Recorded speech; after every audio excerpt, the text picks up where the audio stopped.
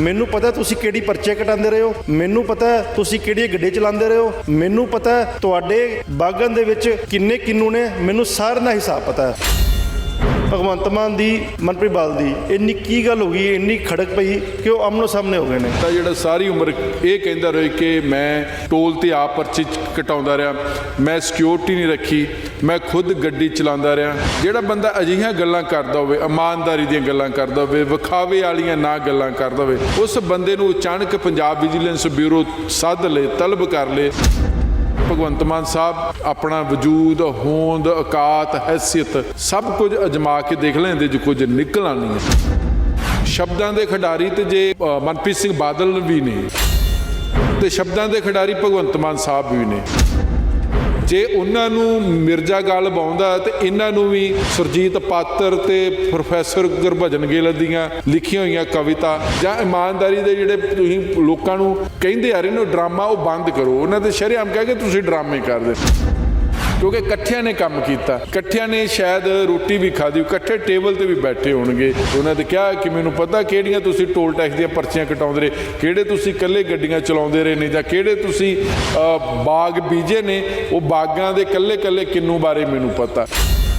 ਨਾ ਮੈਨੂੰ ਛੇੜੋ, ਜੇ ਮੈਂ ਹੋਰ ਪੋਤੜੇ ਫਰੋਲੇ ਸ਼ੁਰੂ ਕਰ ਦਿੱਤੇ ਹੈਗੇ ਨਾ ਤੇ ਫਿਰ ਰਹਿਣਾ ਔਖਾ ਹੋ ਜਾਊਗਾ, ਕਿ ਬਹੁਤ ਕੁਝ ਤੁਸੀਂ ਲੁਕਾ ਕੇ ਰੱਖਿਆ, ਮੈਨੂੰ ਪਤਾ।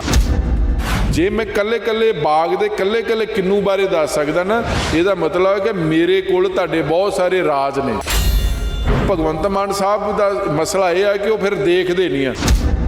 ਨਵਜੋਤ ਸਿੱਧੂ ਬਾਰੇ ਵੀ ਕਿਹਾ ਜਾਂਦਾ ਸੀ ਵੀ ਭਗਵੰਤ ਮਾਨ ਨਾਲ ਬੜੀ ਵਧੀਆ ਯਾਰੀ ਹੈ, ਮਨਪ੍ਰੀਤ ਬਾਦਲ ਨਾਲ ਵੀ ਬੜੀ ਵਧੀਆ ਯਾਰੀ ਹੈ। ਮਨਪ੍ਰੀਤ ਬਾਦਲ ਨੂੰ ਜਦੋਂ ਉਸ ਦਿਨ ਗੁੱਸਾ ਆਇਆ, ਜਦੋਂ ਪ੍ਰੈਸ ਕਾਨਫਰੰਸ ਕੀਤੀ ਉਹਨਾਂ ਨੇ, ਲੱਗ ਰਿਹਾ ਸੀ ਕਿ ਉਹਨਾਂ ਨੂੰ ਉਮੀਦ ਨਹੀਂ ਸੀ ਭਗਵੰਤ ਮਾਨ ਮੈਨੂੰ ਐਵੇਂ ਤਲਬ ਕਰ ਲੈਣਗੇ। ਜਿਨ੍ਹਾਂ ਨੂੰ ਲੱਗਦਾ ਸੀ ਨਾ ਕਿ ਸਾਨੂੰ ਕੌਣ ਤਲਬ ਕਰ ਸਕਦਾ, ਉਹ ਸਾਰਿਆਂ ਦੇ ਭਰਮ ਭੁਲੇਖੇ ਭਗਵੰਤ ਮਾਨ ਸਾਹਿਬ ਨੇ ਕੱਢਤੇ ਆ। ਸੀਐਮ ਸਾਹਿਬ ਨੂੰ ਪਤਾ ਹੈਗਾ ਕਿ ਮੈਂ ਵਿਰੋਧੀਆਂ ਨੂੰ ਕਿਵੇਂ ਟਿਕਾ ਕੇ ਰੱਖਣਾ ਹੈਗਾ। ਨਵੀਂ ਪਾਰਟੀ, ਨਵੀਂ ਸਰਕਾਰ ਆ, ਨਵਾਂ ਮੁੱਖ ਮੰਤਰੀ ਆ, ਉਹ ਕਹਿੰਦੇ ਸਮਝੌਤਾ ਤੇ ਚੱਲੂਗਾ ਨਹੀਂ।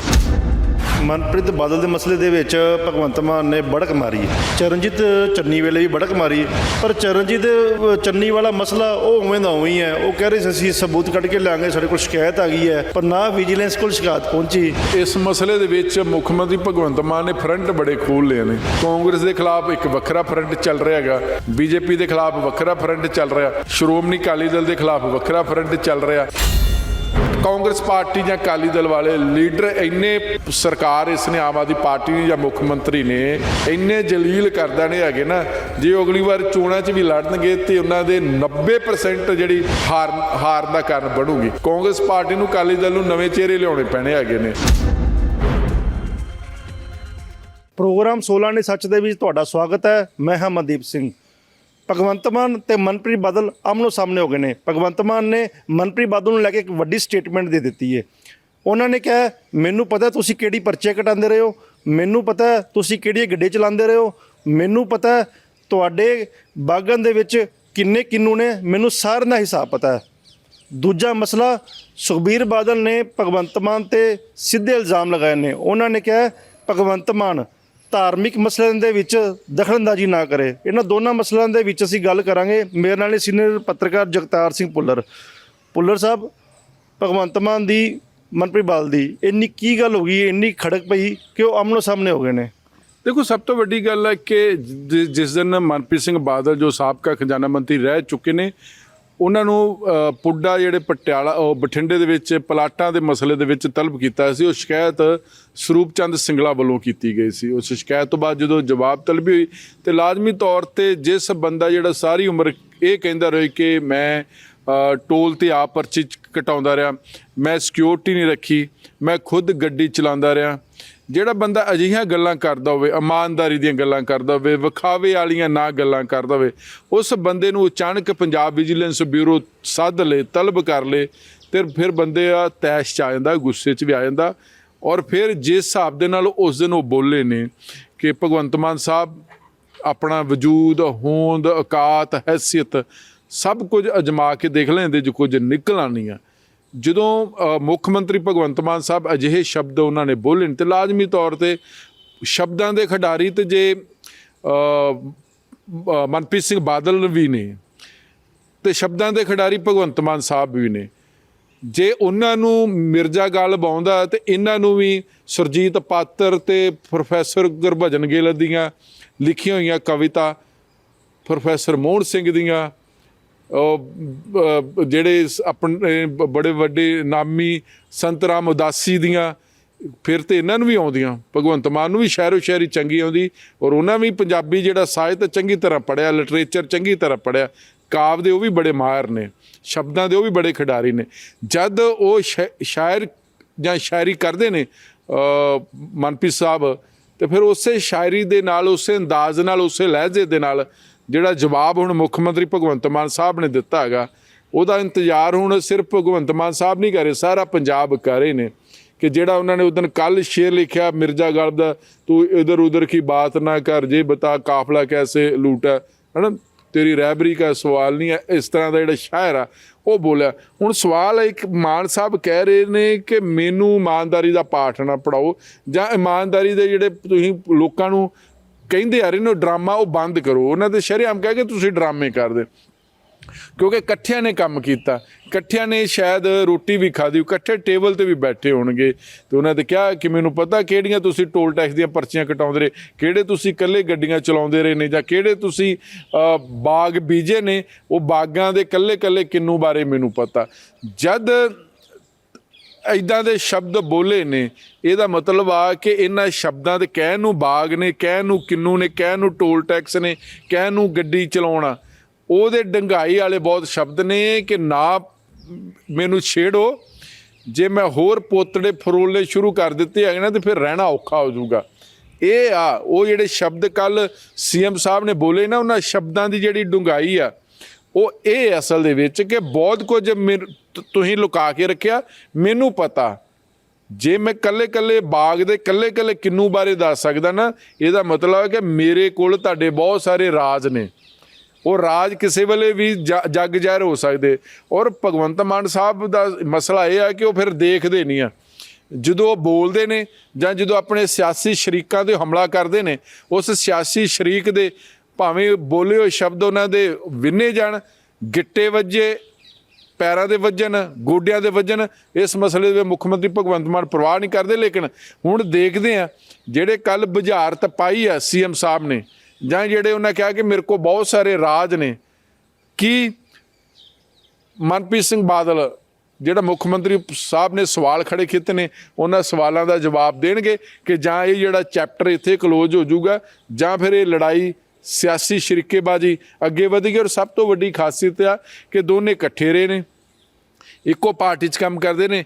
People's party of Punjab, Manpreet ਹੋਣਾ ਪੀਪਲਜ਼ ਪਾਰਟੀ ਆਫ ਪੰਜਾਬ ਭੰਗ ਕਰਕੇ ਕਾਂਗਰਸ ਪਾਰਟੀ 'ਚ ਸ਼ਾਮਲ ਹੋ ਗਏ, ਲੋਕ ਸਭਾ ਲੜੀ ਸੀ, ਲੋਕ ਸਭਾ ਹਾਰ ਗਏ, ਫਿਰ ਖਜ਼ਾਨਾ ਮੰਤਰੀ ਬਣ ਗਏ 17 ਦੇ ਵਿੱਚ, ਤੇ ਉਹ ਪੀਪਲਜ਼ ਪਾਰਟੀ ਆਫ ਪੰਜਾਬ ਚਲ ਗਏ।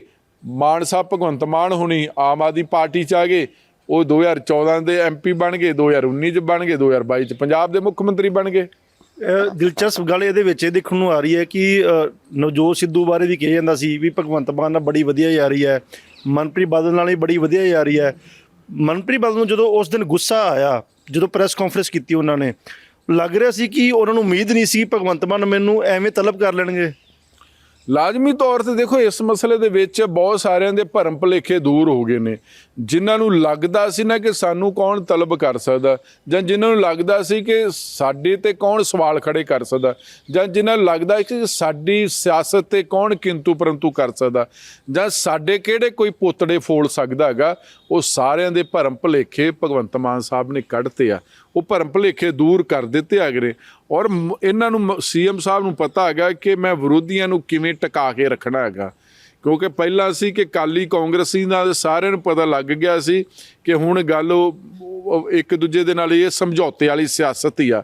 ਹੁਣ ਕਿਉਂਕਿ ਨਵੀਂ ਪਾਰਟੀ, ਨਵੀਂ ਸਰਕਾਰ ਆ, ਨਵਾਂ ਮੁੱਖ ਮੰਤਰੀ ਆ, ਉਹ ਕਹਿੰਦੇ ਸਮਝੌਤਾ ਤਾਂ ਚੱਲੂਗਾ ਨਹੀਂ, ਚੱਲੂਗੀ ਆਰ ਪਾਰ ਦੀ ਲੜਾਈ ਚੱਲੂਗੀ। ਜਿਨ੍ਹਾਂ ਨੇ ਪੰਜਾਬ ਨੂੰ ਲੁੱਟਿਆ ਉਹ ਮੈਂ ਛੱਡਣੇ ਨਹੀਂ ਹੈਗੇ, ਅਤੇ ਜਿਨ੍ਹਾਂ ਨੇ ਕੁਝ ਕੀਤਾ ਨਹੀਂ ਉਹਨਾਂ ਨੂੰ ਡਰਨ ਦੀ ਕੋਈ ਲੋੜ ਨਹੀਂ ਹੈ, ਜਿਨ੍ਹਾਂ ਕੁਝ ਕੀਤਾ ਨਹੀਂ ਉਹਨਾਂ ਨੂੰ ਹਾਈ ਕੋਰਟ 'ਚ ਜਾਣ ਦੀ ਕੀ ਲੋੜ ਆ। ਹੁਣ ਸਵਾਲ ਇਸ ਮਸਲੇ ਦੇ ਵਿੱਚ ਆ ਕਿ ਜਾਰੀ ਭਾਵੇਂ ਕਿਸੇ ਦੇ ਨਾਲ ਵੀ ਰਹੀ ਹੋਵੇ, ਪਰ ਜਿੱਥੇ ਕਾਨੂੰਨ ਆ, ਕਾਨੂੰਨ ਤੇ ਨਹੀਂ ਨਾ, ਫਿਰ ਯਾਰੀ ਤੋਂ, ਕਾਨੂੰਨ ਤੋਂ ਵੱਡੀ ਯਾਰੀ ਨਹੀਂ ਹੋ ਸਕਦੀ, ਕਾਨੂੰਨ ਤੋਂ ਵੱਡਾ ਕੋਈ ਧਰਮ ਨਹੀਂ ਹੋ ਸਕਦਾ। ਇਸ ਮਸਲੇ ਦੇ ਵਿੱਚ ਉਹਨੂੰ ਲੱਗਾ ਕਿ ਉਹ ਸ਼ਿਕਾਇਤ ਆ, ਸ਼ਿਕਾਇਤ ਦੀ ਜਾਂਚ ਕਰਾਉਣੀ ਚਾਹੀਦੀ ਆ, ਤੇ ਜੇ ਮਨਪ੍ਰੀਤ ਸਾਹਿਬ ਨੂੰ ਵਿਸ਼ਵਾਸ ਆ, ਭਰੋਸਾ ਕਿ ਮੈਂ ਇਸ ਮਸਲੇ ਦੇ ਵਿੱਚੋਂ ਪਾਕ ਪਵਿੱਤਰ ਸਾਬਤ ਹੋਣਾ, ਤੇ ਉਹ ਵਧੀਆ ਗੱਲ ਆ। ਫਿਰ ਲੋਕੀ ਪੰਜਾਬ ਸਰਕਾਰ ਤੇ ਸਵਾਲ ਖੜੇ ਕਰਨਗੇ ਕਿ ਜਾਣਬੁੱਝ ਕੇ ਮਨਪ੍ਰੀਤ ਸਿੰਘ ਨੂੰ ਘੇਰਿਆ ਗਿਆ। ਹੁਣ ਯਾਰੀ ਤੇ ਰਿਸ਼ਤੇਦਾਰੀ ਤੇ ਸਾਂਝਾ ਤੇ ਹਰ ਇੱਕ ਦੀ ਹੈਗੀ ਆ, ਹਰ ਇੱਕ ਦੀ ਅੰਗਲੀ ਸੰਗਲੀ ਹੈਗੀ ਆ। ਤੇ ਇਹ ਥੋੜ੍ਹਾ ਹੋ ਸਕਦਾ ਕਿ ਅੰਗਲੀ ਸੰਗਲੀ ਵਾਲੇ ਜਾਂ ਯਾਰ ਤੇ ਜਾਂ ਮੁਲਾਜ਼ੇਦਾਰੀਆਂ ਜਾਂ ਸਾਂਝਾ ਉਹ ਜੋ ਮਰਜ਼ੀ ਪੰਜਾਬ 'ਚ ਕਰਦੇ ਰਹਿਣ ਤੇ ਉਹਨਾਂ ਨੂੰ ਮਾਫ ਕਰ ਦਿਓ। ਤੇ ਇਸ ਮਸਲੇ ਦੇ ਵਿੱਚ ਮੁੱਖ ਮੰਤਰੀ ਭਗਵੰਤ ਮਾਨ ਦਾ ਸਵਾਲ ਇਹੀ ਆ ਕਿ ਉਹਨਾਂ ਨੇ ਆਪਣੇ ਬੰਦੇ ਵੀ ਫੜੇ, ਜਾਂ ਆਪਾਂ ਕਹੀਏ ਨੇ ਕਿ ਨਹੀਂ ਫੜੇ। ਚਾਹੇ ਉਹਨਾਂ ਨੇ ਸਿੰਗਲੇ ਨੂੰ ਫੜਿਆ, ਚਾਹੇ ਉਹਨਾਂ ਅਮਿਤ ਰਤਨ ਨੂੰ ਫੜਿਆ, ਚਾਹੇ ਉਹਨਾਂ ਨੇ ਕਿਸੇ ਆਪਣੇ MLA ਦੇ ਪਿਓ ਨੂੰ ਫੜਿਆ, ਜਾਂ ਉਹਨਾਂ ਨੇ ਫੌਜਾ ਸਿੰਘ ਸਰਾਰੀ ਦੀ ਛੁੱਟੀ ਕੀਤੀ, ਜਾਂ ਡਾਕਟਰ ਇੰਦਰਬੀਰ ਸਿੰਘ ਉਹਨਾਂ ਦੀ ਛੁੱਟੀ ਕੀਤੀ। ਉਹਨਾਂ ਨੇ ਤੇ ਆਪਣੇ ਨਹੀਂ ਬਖਸ਼ੇ ਹੈਗੇ ਨਾ। ਤੇ ਜੇ ਆਪਣੇ ਨਹੀਂ ਬਖਸ਼ੇ ਹੈਗੇ ਤੇ ਫਿਰ ਵਿਰੋਧੀਆਂ ਨੂੰ ਤੰਗ ਹੋਣ ਦੀ ਲੋੜ ਵੀ ਨਹੀਂ ਹੈਗੀ। ਜਾਂ ਤੇ ਹੋਣਾ ਕਿ ਉਹ ਤੁਹਾਡੇ ਤੇ ਅਟੈਕ ਕਰ ਰਹੇ ਨੇ। ਹੁਣ ਆ ਜਿਹੜਾ ਮਸਲਾ ਸੀ ਜਿਹੜਾ ਲਾਲਚੰਦ ਕਟਾਰੂ ਚੱਕ ਵਾਲਾ, ਇਹ ਨੈਤਿਕਤਾ ਹੈ ਸੀ ਸਰਕਾਰ ਦੀ, ਅਸਤੀਫਾ ਲੈਣਾ ਬਣਦਾ ਸੀ, ਲੇਕਿਨ ਨਾਲ ਉਹਦੀ ਵੀ ਜ਼ਿੰਮੇਵਾਰੀ ਬਣਦੀ ਸੀ ਲਾਲਚੰਦ ਕਟਾਰੂ ਚੱਕ ਦੀ। ਪਰ ਹੁਣ ਜਿਹੜਾ ਸ਼ਿਕਾਇਤ ਕਰਤਾ ਹੀ ਮੁੱਕਰ ਗਿਆ। ਫਿਰ ਵੀ ਚਾਹੇ ਸ਼ਿਕਾਇਤ ਕਰਤਾ ਮੁੱਕਰ ਗਿਆ, ਨੈਤਿਕਤਾ ਦੇ ਤੌਰ ਤੇ, ਅਣਖਪੁਣੇ ਦੇ ਤੌਰ ਤੇ ਮੰਤਰੀ ਨੂੰ ਖੁਦ ਵੀ ਅਸਤੀਫਾ ਦੇ ਦੇਣਾ ਚਾਹੀਦਾ ਸੀ। ਪਾਰਟੀ ਦੀ ਛਵੀ ਨਾ ਖਰਾਬ ਹੁੰਦੀ, ਸਰਕਾਰ ਦੀ ਛਵੀ ਨਾ ਖਰਾਬ ਹੁੰਦੀ। ਲੇਕਿਨ ਜਿੱਥੋਂ ਤੱਕ ਇੱਕ ਤਾਂ ਹੋ ਗਿਆ ਕਰੈਕਟਰ, ਇੱਕ ਹੋ ਗਿਆ ਭ੍ਰਿਸ਼ਟਾਚਾਰ, ਦੋਨੇ ਮਾੜੇ ਵੈਸੇ ਸਮਾਜ ਵਾਸਤੇ।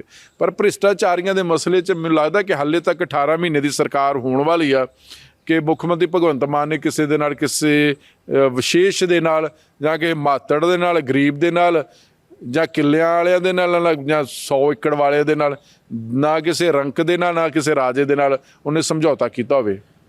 ਜਿਵੇਂ ਮਨਪ੍ਰੀਤ ਬਾਦਲ ਦੇ ਮਸਲੇ ਦੇ ਵਿੱਚ ਭਗਵੰਤ ਮਾਨ ਨੇ ਬੜਕ ਮਾਰੀ, ਚਰਨਜੀਤ ਚੰਨੀ ਵੇਲੇ ਵੀ ਬੜਕ ਮਾਰੀ, ਪਰ ਚਰਨਜੀਤ ਚੰਨੀ ਵਾਲਾ ਮਸਲਾ ਉਹ ਉਵੇਂ ਦਾ ਉਵੇਂ ਹੀ ਹੈ। ਉਹ ਕਹਿ ਰਹੇ ਸੀ ਅਸੀਂ ਸਬੂਤ ਕੱਢ ਕੇ ਲਿਆਂਗੇ, ਸਾਡੇ ਕੋਲ ਸ਼ਿਕਾਇਤ ਆ ਗਈ ਹੈ, ਪਰ ਨਾ ਵਿਜੀਲੈਂਸ ਕੋਲ ਸ਼ਿਕਾਇਤ ਪਹੁੰਚੀ। ਤੇ ਹੁਣ ਕਈ ਵਾਰ ਐਵੇਂ ਹੁੰਦਾ ਵੀ ਲੜਾਈ ਸ਼ੁਰੂ ਹੋ ਜਾਂਦੀ ਹੈ ਪਰ ਉਹਨੂੰ ਅੰਤ ਤੱਕ ਨਹੀਂ ਲਿਜਾਇਆ ਜਾਂਦਾ। ਦੇਖੋ, ਇਹ ਤਾਂ ਹੈਗਾ ਕਿ ਇਸ ਮਸਲੇ ਦੇ ਵਿੱਚ ਮੁੱਖ ਮੰਤਰੀ ਭਗਵੰਤ ਮਾਨ ਨੇ ਫਰੰਟ ਬੜੇ ਖੋਲ੍ਹ ਲਏ ਨੇ। ਕਾਂਗਰਸ ਦੇ ਖਿਲਾਫ ਇੱਕ ਵੱਖਰਾ ਫਰੰਟ ਚੱਲ ਰਿਹਾ ਹੈਗਾ, BJP ਦੇ ਖਿਲਾਫ ਵੱਖਰਾ ਫਰੰਟ ਚੱਲ ਰਿਹਾ, ਸ਼੍ਰੋਮਣੀ ਅਕਾਲੀ ਦਲ ਦੇ ਖਿਲਾਫ ਵੱਖਰਾ ਫਰੰਟ ਚੱਲ ਰਿਹਾ, ਸ਼੍ਰੋਮਣੀ ਗੁਰਦੁਆਰਾ ਪ੍ਰਬੰਧਕ ਕਮੇਟੀ ਦੇ ਖਿਲਾਫ ਵੱਖਰਾ ਚੱਲ ਰਿਹਾ ਫਰੰਟ, ਪੰਜਾਬ ਦੇ ਰਾਜਪਾਲ ਬਨਵਾਰੀ ਲਾਲ ਪਰੋਤ ਸਾਹਿਬ ਦੇ ਨਾਲ ਇੱਕ ਵੱਖਰਾ ਚੱਲ ਰਿਹਾ ਹੈਗਾ ਫਰੰਟ। ਮੁੱਖ ਮੰਤਰੀ ਚਾਰੇ ਪਾਸਿਓਂ ਚੱਕਰਵਿਊਹ ਦੇ ਵਿੱਚ ਘਿਰੇ ਪਏ ਹੈਗੇ ਨੇ। ਉਹ ਸੈਂਟਰ ਪੁਆਇੰਟ ਆ, ਆਲੇ ਦੁਆਲੇ ਪੰਜਾਬ ਦਾ ਰਾਜਪਾਲ, ਸ਼੍ਰੋਮਣੀ ਅਕਾਲੀ ਦਲ, ਭਾਰਤੀ ਜਨਤਾ ਪਾਰਟੀ, ਕਾਂਗਰਸ ਪਾਰਟੀ, ਸ਼੍ਰੋਮਣੀ ਗੁਰਦੁਆਰਾ ਪ੍ਰਬੰਧਕ ਕਮੇਟੀ, ਅਕਾਲ ਤਖਤ। ਜਦੋਂ ਮੁੱਖ ਮੰਤਰੀ ਅਜਿਹੇ ਹਰ ਮੋਰਚੇ ਤੇ ਲੜਾਈ ਲੜ ਰਹੇ ਹੈਗੇ ਨਾ, ਉਹ ਇੱਕ ਲੜਾਈ ਖਤਮ ਨਹੀਂ ਹੁੰਦੀ, ਦੂਜੀ ਲੜਾਈ ਸ਼ੁਰੂ ਹੁੰਦੀ, ਦੂਜੀ ਲੜਾਈ ਅਜੇ ਖਤਮ ਨਹੀਂ ਹੁੰਦੀ, ਤੀਜੀ ਹੋ ਜਾਂਦੀ, ਤੀਜੀ ਨਹੀਂ, ਚੌਥੀ ਨਹੀਂ, ਚੌਥੀ ਨਹੀਂ, ਪੰਜਵੀਂ ਨਹੀਂ, ਉਹ ਚੱਲਦਾ ਰਿਹਾ। ਪਰ ਹਲੇ ਉਹਨੂੰ ਲੱਗਦਾ ਕਿ ਮੇਰੇ ਕੋਲ ਹਜੇ 32 ਮਹੀਨੇ ਬਾਕੀ ਹੈਗੇ ਨੇ, 42 ਮਹੀਨੇ ਬਾਕੀ ਹੈਗੇ ਨੇ। ਅਜੇ 18 ਹੀ ਹੋਏ ਨਾ, 60 ਮਹੀਨਿਆਂ ਦੀ ਸਰਕਾਰ ਆ। 42 ਨੂੰ ਲੱਗਦਾ ਕਿ 42 ਦੇ ਵਿੱਚ ਤੇ 42 ਕੀ ਹੋਰ ਉਦੋਂ ਨੂੰ ਜਿਹੜੇ MLA ਤੇ ਮੰਤਰੀ ਫੜੇ ਫੁੜੇ ਜਾਣੇ ਹੈਗੇ ਨੇ। ਇਹ ਲੱਗਦਾ ਪੰਜਾਬ 'ਚ ਇੱਕ ਚਰਚਾ ਬਣ ਗਈ ਕਿ 27 ਤੱਕ ਕਾਂਗਰਸ ਪਾਰਟੀ ਜਾਂ ਅਕਾਲੀ ਦਲ ਵਾਲੇ ਲੀਡਰ ਇੰਨੇ, ਸਰਕਾਰ ਇਸ ਨੇ, ਆਮ ਆਦਮੀ ਪਾਰਟੀ ਨੇ ਜਾਂ ਮੁੱਖ ਮੰਤਰੀ ਨੇ ਇੰਨੇ ਜਲੀਲ ਕਰ ਦੇਣੇ ਹੈਗੇ ਨਾ, ਜੇ ਉਹ ਅਗਲੀ ਵਾਰ ਚੋਣਾਂ 'ਚ ਵੀ ਲੜਨਗੇ ਤੇ ਉਹਨਾਂ ਦੇ 90% ਜਿਹੜੀ ਹਾਰਨ ਦਾ ਕਾਰਨ ਬਣੂਗੀ। ਕਾਂਗਰਸ ਪਾਰਟੀ ਨੂੰ, ਅਕਾਲੀ ਦਲ ਨੂੰ ਨਵੇਂ ਚਿਹਰੇ ਲਿਆਉਣੇ ਪੈਣੇ ਹੈਗੇ ਨੇ, ਕਿਉਂਕਿ ਪੰਜਾਬ ਦੀ ਲੋਕਾਂ ਨੂੰ ਪਤਾ ਲੱਗ ਗਿਆ, ਨਬਜ ਪਛਾਣ ਲਈ ਭਗਵੰਤ ਮਾਨ ਸਾਹਿਬ ਨੇ ਕਿ ਇਹ ਜਿਹੜੇ ਬੰਦੇ ਨੇ ਜਲੀਲ ਵੀ ਹੋ ਗਏ, ਭ੍ਰਿਸ਼ਟ ਵੀ ਸ਼ੋ ਹੋ ਗਏ ਨੇ, ਸਭ ਕੁਝ ਹੋ ਗਏ, ਵੱਡੀ ਖੋਰ ਵੀ ਹੋ ਗਏ, ਰਿਸ਼ਵਤਖੋਰ ਵੀ ਹੋ ਗਏ। ਉਹ ਫਿਰ ਜਦੋਂ ਇੱਦਾਂ ਦੇ ਲੋਕਾਂ ਨੂੰ ਦੁਬਾਰਾ ਕੋਈ ਪਾਰਟੀ ਟਿਕਟ ਦਊਗੀ ਨਾ, ਫਿਰ ਉਸ ਪਾਰਟੀ ਦਾ ਨੁਕਸਾਨ ਹੋਊਗਾ। ਇਹ ਤੇ ਮਸਲਾ ਹੋ ਗਿਆ ਭਗਵੰਤ ਮਾਨ ਤੇ ਮਨਪ੍ਰੀਤ ਬਾਦਲ ਦਾ। ਅਗਲਾ ਮਸਲਾ ਉਹ ਭਗਵੰਤ ਮਾਨ ਤੇ ਸੁਖਬੀਰ ਬਾਦਲ ਦਾ। ਸੁਖਬੀਰ ਬਾਦਲ ਨੇ ਭਗਵੰਤ ਮਾਨ ਨੂੰ ਸਿੱਧੀ ਚੇਤਾਵਨੀ ਦੇ ਦਿੱਤੀ ਹੈ, ਤੁਸੀਂ ਧਾਰਮਿਕ ਮਸਲਿਆਂ ਦੇ ਵਿੱਚ ਦਖਲਅੰਦਾਜ਼ੀ ਨਾ ਕਰੋ। ਜਿਹੜੀ SGPC ਦੇ ਵਰਕਰਾਂ ਨੇ ਯੂਨੀਅਨ ਬਣਾਈ ਹੈ, ਉਹਦੇ ਪਿੱਛੇ ਉਹਨਾਂ ਨੇ ਕਿਹਾ ਵੀ ਭਗਵੰਤ ਮਾਨ CM ਦਾ ਹੱਥ ਹੈ। ਇਹ ਜਿਹੜਾ ਮੁੱਦਾ ਚੱਲ ਰਿਹਾ ਹੈਗਾ, ਇਹ ਸਿੱਧਾ ਟਕਰਾਅ ਚੱਲ ਰਿਹਾ ਹੈਗਾ, ਇਹ ਕਿੱਥੇ ਤੱਕ ਜਾ ਕੇ ਪਹੁੰਚੇਗਾ? ਦੇਖੋ, ਸਭ ਤੋਂ ਵੱਡੀ ਗੱਲ ਹੈ ਕਿ ਜਿਹੜੀ ਸ਼੍ਰੋਮਣੀ ਗੁਰਦੁਆਰਾ ਪ੍ਰਬੰਧਕ ਕਮੇਟੀ ਆ, ਇਹ ਕੋਈ ਪ੍ਰੋਫਿਟ ਵਾਲੀ ਸੰਸਥਾ ਹੈ ਨਹੀਂ ਆ। ਇਹ ਤੇ ਸੇਵਾ ਭਾਵਨਾ ਵਾਲੀ ਸੁਸਾਇਟੀ, ਇੱਥੇ ਤੇ ਸੇਵਾ ਦਾ ਕਨਸੈਪਟ ਸੀ। ਲੇਕਿਨ ਜਦੋਂ ਉਹ ਸ਼੍ਰੋਮਣੀ ਗੁਰਦੁਆਰਾ ਪ੍ਰਬੰਧਕ ਕਮੇਟੀ ਦੇ ਇਹਨਾਂ ਨੇ ਨਿਯਮ ਚੇਂਜ ਕਰਨੇ ਸ਼ੁਰੂ ਕਰਦੇ ਤਰੱਕੀਆਂ ਦੇਣੀਆਂ ਸ਼ੁਰੂ ਕਰ ਦਿੱਤੀਆਂ। ਇੱਕ ਬੰਦਾ ਕਲਰਕ ਭਰਤੀ ਹੁੰਦਾ ਹੈ, ਉਹ ਸੈਕਟਰੀ ਤੱਕ ਪਹੁੰਚ ਗਿਆ ਸ਼੍ਰੋਮਣੀ ਗੁਰਦੁਆਰਾ ਪ੍ਰਬੰਧਕ ਕਮੇਟੀ 'ਚ। ਫਿਰ ਇਹਨਾਂ ਨੇ ਅਹੁਦਾ ਉੱਥੇ ਮੁੱਖ ਸਕੱਤਰ ਬਣਾ ਦਿੱਤਾ ਸੁਖਬੀਰ ਸਿੰਘ ਬਾਦਲ ਹੋਣਾ ਸ਼੍ਰੋਮਣੀ ਅਕਾਲੀ ਦਲ ਵਾਲਿਆਂ ਨੇ। ਜਦੋਂ ਤੁਸੀਂ ਇਦਾਂ ਦੇ ਉਹ ਇੱਕ ਟ੍ਰੇਡ ਐਕਟ ਦੇ ਵਿੱਚ ਆ ਗਈ, ਰਜਿਸਟਰਡ ਹੋ ਗਈ, ਉੱਥੇ ਤੁਸੀਂ ਸੀਏ ਰੱਖ ਲਏ, ਕਰੋੜਾਂ ਰੁਪਏ ਉਹ ਕਿਸੇ ਇੱਕ ਵੱਡੇ ਪੋਲੀਟੀਸ਼ੀਅਨ ਦਾ ਵੀ ਕੰਮਕਾਜ ਦੇਖਦਾ ਸੀ, ਸ਼੍ਰੋਮਣੀ ਗੁਰਦੁਆਰਾ ਪ੍ਰਬੰਧਕ ਕਮੇਟੀ ਦਾ ਵੀ ਕਰੋੜਾਂ ਰੁਪਏ ਫੀਸ ਲੈਂਦਾ ਸੀ। ਅਜਿਹੀ ਸਥਿਤੀ ਦੇ ਵਿੱਚ ਹੁਣ ਆ ਜਿਹੜੀ ਜਥੇਬੰਦੀ ਜਾਂ ਯੂਨੀਅਨ ਬਣਾਉਣ ਦਾ ਸਵਾਲ ਖੜਾ ਹੋ ਗਿਆ। ਹੁਣ ਹੋ ਸਕਦਾ ਕਿ ਇਹਦੇ ਪਿੱਛੇ ਕੋਈ ਸਾਜ਼ਿਸ਼ਾਂ ਹੋਣ, ਲੇਕਿਨ ਹੁਣ ਸੁਖਬੀਰ ਸਿੰਘ ਬਾਦਲ ਹੋਣਾ ਨੂੰ ਲੱਗਦਾ ਕਿ ਆਪਾਂ ਸਾਰਾ ਕੁਝ ਮੜ ਦਿੰਦੇ ਆ ਭਗਵੰਤ ਮਾਨ ਦੇ, ਕਿਉਂਕਿ ਭਗਵੰਤ ਮਾਨ ਹੋਣੀ ਧਾਰਮਿਕ ਮਸਲਿਆਂ ਦੇ ਵਿੱਚ ਬਹੁਤ ਜ਼ਿਆਦਾ ਦਿਲਚਸਪੀ ਲੈ ਰਹੇ ਨੇ। ਚਾਹੇ ਉਹ ਅਕਾਲ ਤਖਤ ਸਾਹਿਬ ਦੇ ਨਾਲ ਟੱਕਰ ਲੈਣੀ ਹੋਵੇ, ਅਕਾਲ ਤਖਤ ਸਾਹਿਬ ਦੇ ਜਥੇਦਾਰ ਨੂੰ ਲੈ ਕੇ ਟਿੱਪਣੀਆਂ ਕਰਨੀਆਂ ਹੋਣ, ਜਾਂ ਸ਼੍ਰੋਮਣੀ ਗੁਰਦੁਆਰਾ ਪ੍ਰਬੰਧਕ ਕਮੇਟੀ ਦੇ ਐਕਟ ਨੂੰ ਲੈ ਕੇ, ਜਾਂ ਸਿੱਖ ਗੁਰਦੁਆਰਾ ਐਕਟ ਦੇ ਵਿੱਚ ਸੋਧ ਕੀਤੀ ਗਈ ਹੋਵੇ, ਜਾਂ ਧਾਮੀ ਹੋਣਾ ਤੇ ਨਿੱਜੀ ਹਮਲੇ ਕਰਨੇ ਹੋਣ, ਜਾਂ ਫਿਰ ਜਿਹੜਾ ਆਨੰਦ ਮੈਰਿਜ ਐਕਟ ਲਾਗੂ ਕਰਾਉਣ ਵਾਸਤੇ ਇੱਕ ਕਮੇਟੀ ਬਣਾ ਦੇਣੀ ਹੈਗੀ, ਉਹਦੇ 'ਚ ਸ਼੍ਰੋਮਣੀ ਗੁਰਦੁਆਰਾ ਪ੍ਰਬੰਧਕ ਕਮੇਟੀ ਨੂੰ ਬਾਹਰ ਕੱਢ ਦੇਣਾ ਹੈਗਾ। ਜਦੋਂ ਇੰਨੀ ਜ਼ਿਆਦਾ ਕਾਰਵਾਈਆਂ ਸਟੇਟ ਗੌਰਮੈਂਟ ਕਰ ਰਹੀ ਆ, ਪੰਜਾਬ ਸਰਕਾਰ ਕਰ ਰਹੀ ਆ, ਤੇ ਉਹਦੇ ਤੇ ਇੱਕ ਹੋਰ ਦੋਸ਼ ਮੜ ਦੋ ਕਿ ਜਿਹੜੀ ਉੱਥੇ ਯੂਨੀਅਨ ਬਣਾ ਰਹੇ ਨੇ ਮੁਲਾਜ਼ਮ, ਉਹਦੇ ਪਿੱਛੇ ਵੀ ਪੰਜਾਬ ਸਰਕਾਰ ਹੱਥ ਆ। ਲੇਕਿਨ ਭਗਵੰਤ ਮਾਨ ਸਾਹਿਬ ਨੂੰ ਚਾਹੀਦਾ ਕਿ ਤੁਹਾਨੂੰ ਲੋਕਾਂ ਨੇ ਪੰਜਾਬ ਦਾ ਕੰਮ ਦਿੱਤਾ, ਡਿਵੈਲਪਮੈਂਟ ਕਰਾਉਣ ਵਾਸਤੇ ਕੀਤਾ ਹੈਗਾ, ਸਿੱਖਾਂ ਦੇ ਮਸਲਿਆਂ ਨੂੰ ਛੱਡ ਦੇਣਾ ਚਾਹੀਦਾ। ਉਹ ਸ਼੍ਰੋਮਣੀ ਗੁਰਦੁਆਰਾ ਪ੍ਰਬੰਧਕ ਕਮੇਟੀ ਦੇਖੇ, ਅਕਾਲ ਤਖਤ ਦੇਖੇ। ਤੁਹਾਡਾ ਕੰਮ ਕਿਸੇ ਵੀ ਸਰਕਾਰ ਦਾ ਕੰਮ ਧਾਰਮਿਕ ਮਸਲਿਆਂ 'ਚ ਦਖਲਅੰਦਾਜ਼ੀ ਦੇਣ ਦਾ ਨਹੀਂ ਆ। ਜੇ ਤੁਸੀਂ ਦਖਲਅੰਦਾਜ਼ੀ ਦਿਓਗੇ, ਇਹਦਾ ਮਤਲਬ ਹੈ ਕਿ ਤੁਸੀਂ ਸੈਕੂਲਰ ਨਹੀਂ ਹੈਗੇ ਆ, ਔਰ ਕੱਲ੍ਹ ਨੂੰ ਫਿਰ ਹੋਰ ਮਸਲੇ ਖੜੇ ਹੋਣਗੇ। ਆਹ ਜਿਹੜਾ ਹੁਣ ਵੰਗਾਰ ਦਿੱਤੀ ਹੈਗੀ ਸੁਖਬੀਰ ਸਿੰਘ ਬਾਦਲ ਨਾਲ, ਉਸ ਵੰਗਾਰ ਦੇ ਨਾਲ ਕਿੰਨਾ ਫਾਇਦਾ ਹੁੰਦਾ। ਉਹ ਕਹਿੰਦੇ ਸੀ ਡਿਪਟੀ ਕਮਿਸ਼ਨਰਾਂ ਦੇ ਧਰਨੇ ਦੇਣੇ ਹੈਗੇ ਨੇ, ਫਿਰ ਗਵਰਨਰ ਨੂੰ ਵੀ ਮਿਲਣਾ ਹੈਗਾ। ਇਸ ਮਸਲੇ ਦੇ ਵਿੱਚ ਪੰਜਾਬ ਸਰਕਾਰ, ਖਾਸ ਕਰਕੇ ਮੁੱਖ ਮੰਤਰੀ ਭਗਵੰਤ ਮਾਨ ਸਾਹਿਬ ਨੂੰ ਚਾਹੀਦਾ ਕਿ ਇਹ ਜਿਹੜੇ ਧਾਰਮਿਕ ਮਸਲਿਆਂ ਤੋਂ ਦੂਰ ਰਹਿਣਾ ਚਾਹੀਦਾ ਹੈਗਾ। ਜੇ ਤੁਸੀਂ ਸੈਕੂਲਰ ਪਾਰਟੀ ਹੋ ਤੇ ਫਿਰ ਸੈਕੂਲਰ ਸਟੇਟ ਦੇ ਤੌਰ ਤੇ ਕੰਮ ਕਰੋ। ਤੁਹਾਡਾ ਪਾਰਟੀ ਸਿੱਖ ਕੌਮ ਕੀ ਕਰ ਰਹੀ ਆ, ਨਹੀਂ ਕਰ ਰਹੀ ਹੈਗੀ ਆ, ਉੱਥੇ ਕਿੰਨਾ ਲੰਗਰ ਬਣਿਆ, ਨਹੀਂ ਬਣਿਆ ਹੈਗਾ, ਕਿੰਨੇ ਮੈਂਬਰ ਨੇ, ਉਹਦਾ ਕੰਮ ਆ। ਔਰ ਸਭ ਤੋਂ ਵੱਡੀਆ ਸ਼੍ਰੋਮਣੀ ਗੁਰਦੁਆਰਾ ਪ੍ਰਬੰਧਕ ਕਮੇਟੀ ਐਕਟ, ਪਾਰਲੀਮੈਂਟ ਐਕਟ ਆ, ਉਹਦੇ 'ਚ ਅਮੈਂਡਮੈਂਟ ਤੁਸੀਂ ਕਰ ਨਹੀਂ ਸਕਦੇ। ਜਿਹੜਾ ਆਨੰਦ ਮੈਰਿਜ ਐਕਟ ਆ, ਇਹ ਵੀ ਪਾਰਲੀਮੈਂਟ ਨੇ ਬਣਾਇਆ ਹੈਗਾ, ਉਹਦੇ ਵਾਸਤੇ ਤੁਸੀਂ ਕਮੇਟੀ ਬਣਾਈ ਆ। ਕਮੇਟੀ ਦੀ ਸ਼ੁਕਰ ਆ ਮੀਟਿੰਗ ਨਹੀਂ ਹੋਈਆਂ, ਉਹਦੇ 'ਚ ਉਹ ਲੋਕ ਸ਼ਾਮਲ ਕੀਤੇ ਜਿਨ੍ਹਾਂ ਦੇ ਆਪ ਕਰੈਕਟਰ ਉੱਦਾਂ ਦੇ ਹੈਗੇ ਨੇ। ਤੇ ਇਸ ਮਸਲੇ ਤੁਸੀਂ ਸ਼੍ਰੋਮਣੀ ਗੁਰਦੁਆਰਾ ਪ੍ਰਬੰਧਕ ਕਮੇਟੀ ਨੂੰ ਬਾਹਰ ਕੱਢ ਕੱਢ ਦਿਓ। ਇਹਦਾ ਮਤਲਬ ਕਿ ਤੁਸੀਂ ਟਕਰਾਅ ਦੀ ਸਥਿਤੀ ਜਾਂ ਟਕਰਾਅ ਵਾਲੀ ਇੱਦਾਂ ਦੀ ਇੱਕ ਖੜਾ ਕਰਨਾ ਚਾਹੁੰਦੇ ਜੇ ਮੁੱਦਾ, ਉਹਦੇ ਨਾਲ ਨੁਕਸਾਨ ਵੀ ਹੋ ਜਾਂਦਾ। ਤੇ ਇਸੇ ਕਰਕੇ ਸੁਖਬੀਰ ਸਿੰਘ ਬਾਦਲ ਹੋਣਾ ਕਿਹਾ, ਔਰ ਪੰਜਾਬ ਸਰਕਾਰ ਦਾ ਕੰਮ ਨਹੀਂ ਹੈਗਾ ਦਖਲਅੰਦਾਜ਼ੀ। ਕੱਲ੍ਹ ਨੂੰ ਤੇ ਫਿਰ ਸਰਕਾਰ, ਜੇ ਪੰਜਾਬ ਸਰਕਾਰ ਆ ਤੇ ਫਿਰ ਕੱਲ੍ਹ ਨੂੰ ਕੀ ਜਿਹੜਾ ਜਲੰਧਰ ਜਿਹੜਾ ਦੇਵੀ ਤਲਾਬ ਮੰਦਿਰ, ਉਹਦੇ 'ਚ ਵੀ ਪੰਗਾ ਪਾਏਗੀ, ਜਾਂ ਫਿਰ ਦੁਰਗਾਣਾ ਮੰਦਿਰ ਵਾਲੇ 'ਚ ਪੰਗਾ ਪਾਏਗੀ। ਉਹੀ ਗੱਲ ਕਰੇ, ਜੋ ਟਕਰਾਵ ਸਰਕਾਰ ਤੇ ਐਸਜੀਪੀਸੀ ਦਾ ਚੱਲ ਰਿਹਾ ਹੈਗਾ, ਕੀ ਸਿੱਖਾਂ ਦੇ ਵਿੱਚ ਕੰਫਲਿਕਟ ਪੈਦਾ ਹੋਏਗਾ ਕੱਲ੍ਹ ਨੂੰ ਵੀ ਤੁਸੀਂ ਸਾਡੇ ਠੀਕ ਹੈ, ਤੂੰ ਬਾਕੀ ਜਿਹੜੇ ਹੋਰ ਵੀ ਧਰਮ ਨੇ ਤੁਸੀਂ ਉਹਦੇ 'ਚ ਦਖਲਅੰਦਾਜ਼ੀ ਕਰਦੇ ਨਹੀਂ, ਸਿਰਫ ਇੱਥੇ ਦਖਲਅੰਦਾਜ਼ੀ ਕਰੀ ਜਾਂਦੇ ਹੋ। ਦੇਖੋ ਬਾਕੀ ਧਰਮਾਂ ਦਾ ਤਾਂ ਪਤਾ ਨਹੀਂ, ਲੇਕਿਨ ਜੇ ਸਿੱਖ ਧਰਮ ਦੇ ਨਾਲ ਜਿਸ ਨੇ ਟਕਰਾ ਲਿਆ, ਉਹਦਾ ਨੁਕਸਾਨ ਹੀ ਹੋਇਆਗਾ। ਇਹ ਤੁਸੀਂ ਚਾਹੇ ਮੁਗਲ ਕਾਲ ਤੋਂ ਦੇਖ ਲਓ, ਉਹ ਜਿੰਨਾ ਵੀ ਆ, ਕਿਉਂਕਿ ਕੋਈ ਵੀ ਪਾਰਟੀ ਜਿਹੜੀ ਵੀ ਧਰਮ ਦੇ ਵਿੱਚ ਦਖਲ ਦਿੰਦੀ, ਉਹ ਨੁਕਸਾਨ ਹੀ ਹੋਇਆ। ਹੁਣ ਸਵਾਲ ਹੈ ਕਿ ਇਹ ਲੋਕੀ ਸਵਾਲ ਖੜੇ ਕਰਨੇ ਸ਼ੁਰੂ ਕਰ ਦੇਣਗੇ। ਸੁਖਬੀਰ ਸਿੰਘ ਬਾਦਲ ਨੇ ਵੀ ਸਟੇਟਮੈਂਟ ਦਿੱਤੀ ਹੈਗੀ ਆ ਕਿ ਫਿਰ ਤੁਸੀਂ ਲਓ ਮੁਸਲਮਾਨ ਭਾਈਚਾਰੇ ਦੇ ਕੰਮਾਂ 'ਚ ਦਖਲ ਦਿਓ, ਜਾਂ ਹਿੰਦੂ ਭਾਈਚਾਰੇ ਦੇ ਕੰਮਾਂ 'ਚ ਦਖਲ ਦਿਓ, ਜਾਂ ਈਸਾਈ ਭਾਈਚਾਰੇ ਦੇ ਕੰਮਾਂ 'ਚ ਦਖਲ ਦਿਓ। ਇਹ ਟਕਰਾਅ ਤੋਂ ਸਰਕਾਰ ਨੂੰ ਬਚਣਾ ਚਾਹੀਦਾ ਹੈਗਾ। ਅੱਜ ਤੁਸੀਂ ਸਿੱਖਾਂ ਦੇ ਮਸਲਿਆਂ 'ਚ ਦਖਲ ਦੇ ਰਹੇ ਹੋ, ਫਿਰ ਹਿੰਦੂ ਭਾਈਚਾਰੇ ਦੇ ਮਸਲਿਆਂ 'ਚ ਵੀ ਦਖਲ ਦੋਗੇ, ਜਾਂ ਕਿ ਫਿਰ ਰਾਮ ਤੀਰਥ ਜਿਹੜਾ ਮੰਦਿਰ ਹੈਗਾ ਉੱਤੇ ਵੀ ਦਖਲ ਦੇ ਦੋਗੇ। ਇਸ ਕਰਕੇ ਸਰਕਾਰ ਦਾ ਕੰਮ ਕੀ ਹੈ? ਸਰਕਾਰ ਡਿਵੈਲਪਮੈਂਟ, ਪੰਜਾਬ ਨੂੰ ਕਰਜ਼ੇ 'ਚੋਂ ਬਾਹਰ ਕਿਵੇਂ ਕੱਢਣਾ, ਲੋਕਾਂ ਦਾ ਭਵਿੱਖ ਕਿਵੇਂ ਸਵਾਰਨਾ, ਤੁਹਾਨੂੰ ਉਸ ਕੰਮ ਕਰਨ ਵਾਸਤੇ ਲੋਕਾਂ ਨੇ 92 ਸੀਟਾਂ ਦਿੱਤੀਆਂ। ਇਹ ਤਾਂ ਨਹੀਂ ਹੈ ਕਿ ਸਾਰੇ ਦਾ ਸਾਰਾ ਜ਼ੋਰ ਤੁਸੀਂ ਸ਼੍ਰੋਮਣੀ ਗੁਰਦੁਆਰਾ ਪ੍ਰਬੰਧਕ ਕਮੇਟੀ ਦੇ ਢਾਂਚੇ ਨੂੰ ਲੈ ਕੇ ਕਰ ਦਿਓ, ਜਾਂ ਉੱਥੇ ਕੀ ਕੁਝ ਹੋ ਰਿਹਾ ਕਿ ਨਹੀਂ ਹੋ ਰਿਹਾ। ਜਦੋਂ ਸ਼੍ਰੋਮਣੀ ਗੁਰਦੁਆਰਾ ਪ੍ਰਬੰਧਕ ਕਮੇਟੀ ਦੀਆਂ ਵੋਟਾਂ ਪੈ ਜਾਣਗੀਆਂ, ਉਦੋਂ ਜਿਹਦੀ ਆਊਗੀ ਉਹਦੇ 'ਚ ਸੱਤਾ, ਜਿਵੇਂ ਪੰਜਾਬ ਦੀ ਸੱਤਾ ਲੋਕਾਂ ਨੇ ਤੁਹਾਨੂੰ ਅਕਾਲੀਆਂ ਨੂੰ ਵੀ ਤੇ ਕਾਂਗਰਸ ਨੂੰ ਵੀ ਚੰਗੀ ਤਰ੍ਹਾਂ ਦੀ ਸਫਾਈ ਕਰਕੇ ਤੁਹਾਨੂੰ 92 ਜਿਤਾਏ ਨੇ। ਕੱਲ੍ਹ ਨੂੰ ਹੋ ਸਕਦਾ ਸ਼੍ਰੋਮਣੀ ਗੁਰਦੁਆਰਾ ਪ੍ਰਬੰਧਕ ਕਮੇਟੀ ਦੀ ਇਲੈਕਸ਼ਨ ਹੋਊਗੀ, ਉੱਥੇ ਵੀ ਅਕਾਲੀ ਦਲ ਦਾ ਸਫਾਇਆ ਹੋਵੇ ਤੇ ਇੱਕ ਨਵੀਂ ਪਾਰਟੀ ਆ ਜਾਊਗੀ, ਉੱਥੇ ਉਹਨਾਂ ਨੂੰ ਪ੍ਰਬੰਧ ਕਰਨ ਦਿਓ ਨਾ। ਇੱਦਾਂ ਦੇ ਫਿਰ ਜੇ ਤੁਸੀਂ ਸਿੱਖਾਂ ਦੇ ਮਸਲਿਆਂ 'ਚ ਦਖਲਅੰਦਾਜ਼ੀ ਦੇ ਰਹੇ ਹੋ, ਤੁਸੀਂ ਆਪ ਹੀ ਚਲਾਉਣਾ ਹੈਗਾ, ਤੇ ਕੱਲ੍ਹ ਨੂੰ ਕੋਈ ਖੜਾ ਹੋ ਜਾਊਗਾ ਕਿ ਇੱਦਾਂ ਕਰੋ ਵੀ ਪੰਜਾਬ ਸਰਕਾਰ ਵੀ ਸਾਨੂੰ ਚਲਾ ਲੈਣ ਦਿਓ। ਇਸ ਮਸਲੇ ਦੇ ਵਿੱਚ ਸਰਕਾਰ ਨੂੰ ਦੂਰ ਹੀ ਰਹਿਣਾ ਚਾਹੀਦਾ ਹੈਗਾ। ਬਹੁਤ ਬਹੁਤ ਸ਼ੁਕਰੀਆ, ਧੰਨਵਾਦ। ਇਹ ਸਾਡੇ ਦੋ ਜਿਹੜੇ ਮੁੱਦੇ ਸੀਗੇ, ਇੱਕ ਤੇ ਸੀਗਾ ਮਨਪ੍ਰੀਤ ਬਾਦਲ ਵਰਸਸ ਭਗਵੰਤ ਮਾਨ, ਇੱਕ ਸੁਖਬੀਰ ਬਾਦਲ ਵਰਸਸ ਭਗਵੰਤ ਮਾਨ। ਦੋਨੋਂ ਮੁੱਦੇ ਤੁਹਾਨੂੰ ਕਿਵੇਂ ਦੇ ਲੱਗੇ, ਸਾਨੂੰ ਆਪਣੀ ਰਾਏ ਜ਼ਰੂਰ ਭੇਜੋ। ਅੱਜ ਦੇ ਪ੍ਰੋਗਰਾਮ ਦੇ ਵਿੱਚ ਇੰਨਾ ਹੀ, ਸਾਨੂੰ ਦਿਓ ਆ ਗਿਆ, ਧੰਨਵਾਦ।